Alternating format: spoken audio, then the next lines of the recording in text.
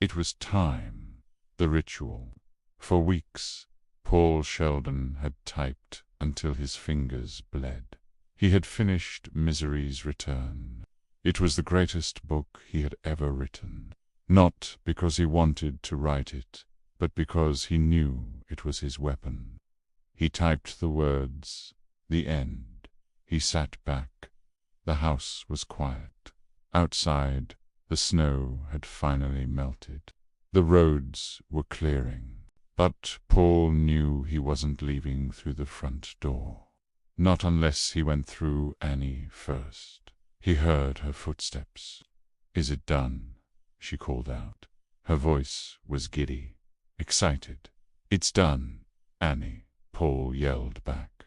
"Come and get it." Annie walked in. She was wearing her best dress. She held the bottle of Dom Perignon champagne. "Oh, Paul," she sighed, looking at the stack of paper. "I can't wait. It's going to be perfect." She poured 2 glasses. "To us," she said. Paul smiled. It was a cold, shark-like smile. "To us, Annie." He drank the champagne, but his hand was under the table, and in his hand he held a can of lighter fluid. Annie reached for the manuscript, her holy grail. "Can I read it now?" she asked. "No," Paul said. He pulled the stack of paper toward him. He slammed the can of lighter fluid onto the table and squeezed. The clear liquid soaked the title page. Annie froze. Her eyes bulged. "Paul," she whispered, "what are you doing?" "You made me burn my book, Annie," Paul said, his voice shaking with adrenaline. "Now it's your turn." He lit a match. "No," Annie screamed. It was the scream of a banshee. She lunged across the table. Paul dropped the match. Whoosh. The paper caught fire instantly. Annie didn't care about Paul. She didn't care about the danger. She cared only for Misery. She plunged her hands into the flames.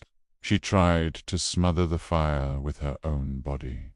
My book, she wailed. She was distracted. This was Paul's only chance. He didn't have feet to run. He didn't have a gun. But he had the Royal Typewriter. 50 pounds of solid iron. Paul lifted the typewriter. It was heavy. His arms screamed in protest. But hate is a powerful fuel. He raised it high above his head. "God damn you."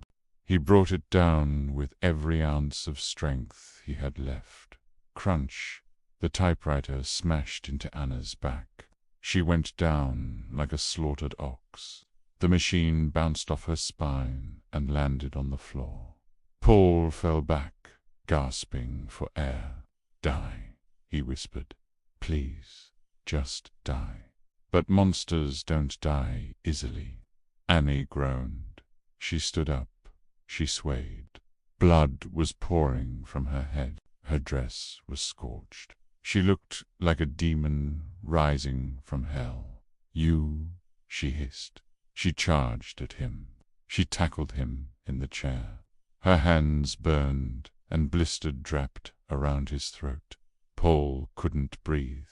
He clawed at her face. He punched her, but she was strong. She was fueled by madness. Paul's vision started to go black. He was going to die here. After everything. Paul's hand scrambled on the floor. His fingers brushed against something cold. A heavy metal paperweight. He grabbed it. With his last ounce of oxygen, he swung it. Thud. It connected with her temple. Annie's grip loosened. Her eyes rolled back. She fell off him. She landed on the typewriter. Paul gasped, sucking in air. He crawled away from her. Is she dead? Is she finally dead? He watched her body. She didn't move. Paul didn't wait to check for a pulse. He dragged himself out of the room. He pulled the door shut and locked it. He crawled down the hallway. He found the phone that Annie had hidden. He picked it up, a dial tone. He dialed 911. "Police," he croaked. "Help me. Send help." He slumped against the wall. He looked back at the bedroom door. It was quiet. The monster was dead. They found her body in the bedroom. She was dead. Paul Sheldon was a free man. His book, Misery's Return, became the biggest bestseller in history. But Paul didn't celebrate. He lives in New York now. He has a prosthetic foot.